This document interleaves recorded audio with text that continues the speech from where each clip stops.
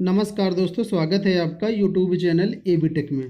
दोस्तों 69,000 शिक्षक भर्ती में कैटेगरी वाइज सेफ गुणांक कितना होगा वो हम इस वीडियो में आपको बताने वाले हैं और सारे एनालिसिस और प्रूफ के साथ दिखाने वाले भी हैं। ठीक है, तो इस वीडियो को पूरा देखिएगा, बीच में कहीं भी स्किप मत करिएगा, नहीं तो आधी बातें फिर आपको समझ में नहीं आएंगे। ठीक है, जो हमने इस वीडियो में आप लोगों को डाटा दिया है, जो आंकड़ा दिया है, हमारा अनुमान है कि उसी के आसपास ही आपकी मेरिट रहेगी, उससे ज़्यादा नहीं जाएगी। ठीक है, तो चलिए शुरुआत करते हैं आज के वीडियो की।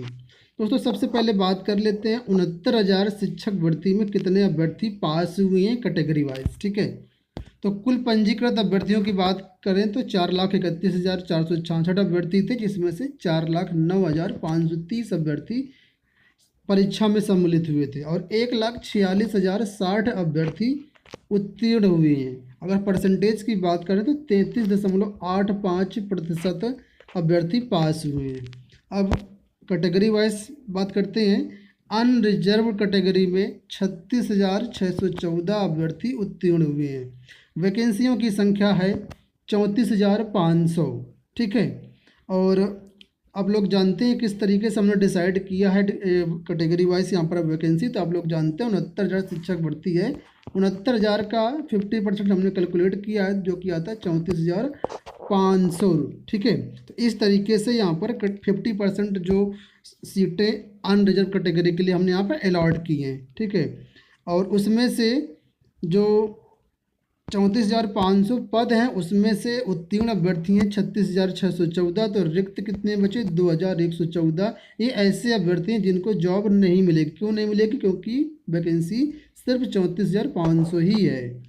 ओबीसी की बात कर लेते हैं तो 84,868 अभ्यर्थी उत्तीर्ण हुए हैं, जो कि बहुत ज़्यादा हैं वैकेंसी के सापेक्ष। वैकेंसी सिर्फ है 18,630 ओबीसी कैटेगरी की। ये हमने निकाला है 69,000 का 27% रिजर्वेशन कैलकुलेट करके। ठीक है, इसको आप लोग निकाल सकते हैं। ये आएगा आपका 18,630। सिर्फ 18,630 को जॉब मिलेगी इनमें से, और लगभग 66,238 ऐसे अभ्यर्थी होंगे जिनको जॉब नहीं मिलेगी। यहाँ पर आप लोग देख सकते हैं कैंडिडेट बहुत ज़्यादा, इसलिए जो ओबीसी का कट ऑफ है काफ़ी ऊंचा जाएगा। यहाँ साफ स्पष्ट आप समझ सकते हैं टेबल से, हालांकि बाद में इसको मैं भी आपको दिखाएंगे पूरा। एससी की बात कर लेते हैं तो 24,308 अभ्यर्थी उत्तीर्ण हुए हैं। वैकेंसी की संख्या है 14,490, इसलिए 9,818 ऐसे अभ्यर्थी होंगे जिनको जॉब नहीं मिलेगी। एसटी की बात करते हैं तो 270 अभ्यर्थी उत्तीर्ण हुए। वैकेंसी है 1,380, इसलिए यहाँ पर एसटी के जितने भी अभ्यर्थी हैं सबका सिलेक्शन हो जाएगा, बल्कि पद खाली रह जाएंगे, अभ्यर्थी ही नहीं बचेंगे यहाँ पर। तो एसटी का कोई कट ऑफ किससे मतलब ही नहीं है, सभी का सब सिलेक्शन हो जाएगा। अगर हम बात करते हैं कोर्स वाइज तो डीएलएड के 38,610 अभ्यर्थी उत्तीर्ण हुए, बीएड के 97,368, शिक्षा मित्र 8,018। ठीक है, अब हम चलते हैं आगे। यहाँ पर आप देख सकते हैं लिखा है कि शिक्षा मित्रों को 25 अंक भारांक मिलने पर 8,008 शिक्षा मित्र अनारक्षित में चले जाएंगे। आप लोग जानते हैं कि शिक्षा मित्रों को 25 नंबर का भारांक मिल रहा है, तो अधिकतर जो शिक्षा मित्र है वो सब 25 अंक भारांक पा करके अनरिजर्व कैटेगरी में पहुंच जाएंगे। ठीक है, इसी प्रकार से जो आरक्षित वर्ग के अभ्यर्थी हैं जैसे ओबीसी एससी, उनमें से काफ़ी ऐसे अभ्यर्थी हैं जो कि ओवरलैपिंग का लाभ मिल करके ओवरलैपिंग के थ्रू यूआर कैटेगरी में पहुंचेंगे, यानी अनारक्षित कैटेगरी में पहुंचेंगे। यहाँ पर ध्यान देने वाली बात ये है कि बहुत से लोग ये समझते हैं कि जो जनरल की सीटें हैं वो आरक्षित हैं 50%। ऐसा नहीं है। यूआर की सीटें ऐसी होती हैं जो अनारक्षित अभ्यर्थियों के लिए होती है, उसमें हर अभ्यर्थी का हक होता है, बशर्ते उस क्राइटेरिया को क्वालिफाई करे। ठीक है, तो यहाँ पर अब आप लोग देख लीजिए, हमारा अनुमान है कि ओबीसी के 84,868 अभ्यर्थी पास हैं और एससी के 24,308 हैं। कुल मिलाकर के हो जाती संख्या 1,09,176। अगर 5% अभ्यर्थी भी मतलब जिनके हाई नंबर हैं और ये अनारक्षित कैटेगरी में पहुंचते हैं तो लगभग 5,488 ऐसे अभ्यर्थी हैं जो ओवरलैपिंग के थ्रू अनारक्षित कैटेगरी में पहुंचेंगे। ठीक है, हमने यहाँ पर राउंड ऑफ करने के लिए सिर्फ 5000 कैलकुलेट किया है। ठीक है, 5458 होता है, लेकिन हमने सिर्फ 5000 लिया है। तो 36,614 वैकेंसी हैं अनारक्षित कैटेगरी की, यूआर कैटेगरी की। इसमें से 8000 शिक्षा मित्र जो यूआर कैटेगरी में जाएंगे और 5000 आरक्षित वर्ग के जाएंगे। तो कुल मिलाकर के यूआर कैटेगरी में सीटों की संख्या बचेगी 21,482। अब ये ऐसी सीटें हैं जिनमें सिर्फ और सिर्फ जो हमारे हिसाब से होगा ये यूआर अभ्यर्थियों के लिए ही बची होंगी। ठीक है, क्योंकि वैकेंसी देखा जाए तो ज़्यादा थी, लेकिन सब पूरा काटे पीटने के बाद इतनी वैकेंसी यूआर कैटेगरी के लिए बचेंगी। ठीक है, इन्हीं अभ्यर्थियों पर अब जनरल अभ्यर्थियों का सिलेक्शन होगा इन वैकेंसियों पर। ठीक है, अब आगे देखते हैं। एक हमने अपने चैनल पर सर्वे कराया था, उस सर्वे में जनरल अभ्यर्थियों का ये परसेंटेज है, गुणांक बन रहा है, ये आप यहाँ पर दे सकते हैं। 69,000 शिक्षक भर्ती में आपका कितना गुणांक बन रहा है, सिर्फ जनरल अभ्यर्थियों के लिए सर्वे था। तो 72 प्लस जिसका गुणांक बन रहा है वो 33% अभ्यर्थी हैं। 68 से 72 के बीच जिसका गुणांक बन रहा है वो 18% है। 65 से 68 के बीच में 19% है। इस तरीके से यहाँ पर डाटा है।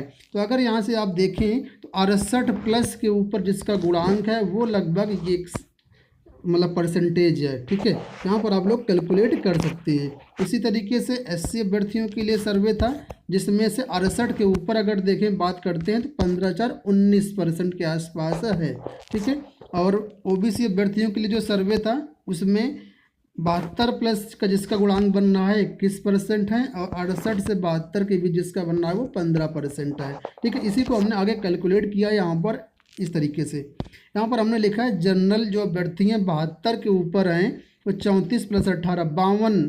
ठीक है, 52% ऐसे अभ्यर्थी जनरल के हैं जिनका 68 के ऊपर गुणांक बन रहा है।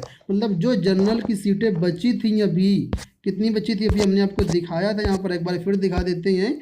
ये जो सीटें हैं ये सिर्फ जनरल अभ्यर्थियों के लिए बची 21,482। इसमें से 52% जो अभ्यर्थी होंगे वो 68 से ऊपर वाले गुणांक के होंगे। साफ शब्दों में यहाँ पर देख पा रहे हैं 52% है 68 गुणांक के ऊपर।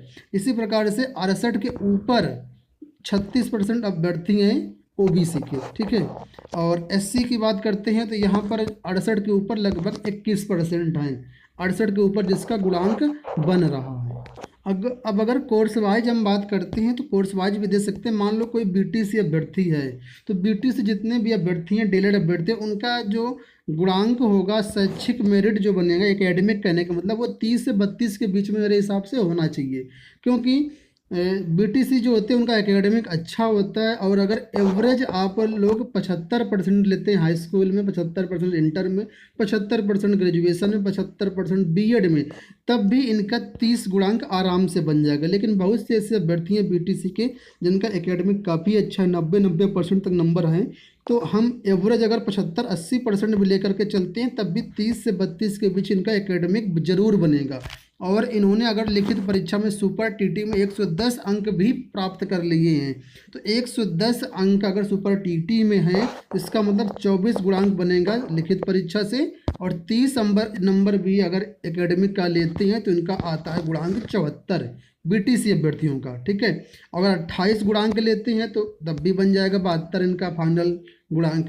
और अगर 26 एकेडमिक लेते हैं, हालांकि 26 इनका होगा नहीं, फिर भी हम एक्सपेक्ट करते हैं अगर 26 भी अगर होगा किसी का तब भी 70 गुणांक से नीचे बीटीसी अभ्यर्थियों का नहीं होगा जिसका 110 अंक है। ठीक है, अब इसी में से अगर कोई ऐसा बीटीसी अभ्यर्थी है जिसका सिर्फ 90 नंबर पाया हो उसने, ठीक है, लिखित परीक्षा में 90 नंबर और एकेडमिक उसका कितना है 32, ठीक है, तब भी उसका गुणांक 68 बनेगा। कैसे बनेगा वो देखिए, अगर 90 नंबर पाया है तो इसका मतलब उसका लिखित परीक्षा में गुणांक बना 36, एकेडमिक उसका है 32, तो 32, 36, 68। जो भी बीटीसी अभ्यर्थी है उनका 68 से नीचे आई थिंक गुणांक नहीं होना चाहिए। ठीक है, और अगर बीएड की बात करते हैं तो बीएड में अपेक्षाकृत बीटी से कम एकेडमिक अच्छा होता है। ठीक है, फिर भी हम यहाँ पे एवरेज ले रहे हैं कि 60% तो बीएड अभ्यर्थियों का होता ही होता है। थोड़ा बहुत कम भी हो सकता है, किसी का ज़्यादा भी हो सकता है। एवरेज 60 हम ले रहे हैं यहाँ पर। अगर एवरेज 60 ले रहे हैं तब भी 24 मिनिमम बनेगा जा करके, ठीक है। 6 चौके 24, मिनिमम 24 गुणांक उसका एकेडमिक का बनेगा, और 24 से लेकर के किसी का 70% भी हो सकता है, ठीक है। तो 24 से 26 तक हमने एक एवरेज लिया है कितना बीएड अभ्यर्थियों का गुणांक होगा, 27 भी हो सकता है। तो अगर कोई बीएड अभ्यर्थी है उसका 110 अंक है सुपर टीटी में, ठीक है, तो उसका कितना बनेगा, 110 सुपर टीटी में अंक है तो गुणांक आएगा 24, एकेडमिक जोड़ लीजिए 24 मिनिमम, तो 68 बीएड अभ्यर्थियों का भी यहाँ पर गुणांक आ रहा है। तो मेरे कहने का मतलब ये, किसी भी हालत में 68 से नीचे बीटीसी अभ्यर्थी का उनका गुणांक नहीं होगा, ठीक है। और कुछ तो होंगे, एक्सेप्शनल की बात मैं नहीं कर रहा हूँ। तो हम फाइनल कंक्लूजन पर ये पहुँचते हैं। अब फाइनल कंक्लूजन यहाँ पर आप लोग समझिए, ठीक है। वीडियो थोड़ा लंबा हो रहा है लेकिन आप लोग समझिएगा पूरा, ठीक है, देखिएगा पूरा। तो जो हमने सर्वे कराया था उसमें हमने आपको दिखाया था कि 52% ऐसे अभ्यर्थी हैं जिनका गुणांक 68 से ऊपर है। इसका मतलब ये हुआ कि यूआर की जो बची हुई सीटें थी 21,482, उनमें से 52% सीटें, लगभग 11,170 सीटें होती हैं जो 68 प्लस गुणांक वाले अभ्यर्थियों से भर जाएंगी, ठीक है। और बाकी 21,482 में से 11,170 घटा दीजिए, लगभग 10,000 जो सीटें बनी उन पर ज़बरदस्त लड़ाई होगी 68 गुणांक के नीचे वाले अभ्यर्थियों से। अब एक एक पॉइंट अगर गिरेगा नीचे तो उसमें हजारों अभ्यर्थी ऐसे मिलेंगे। सपोज करो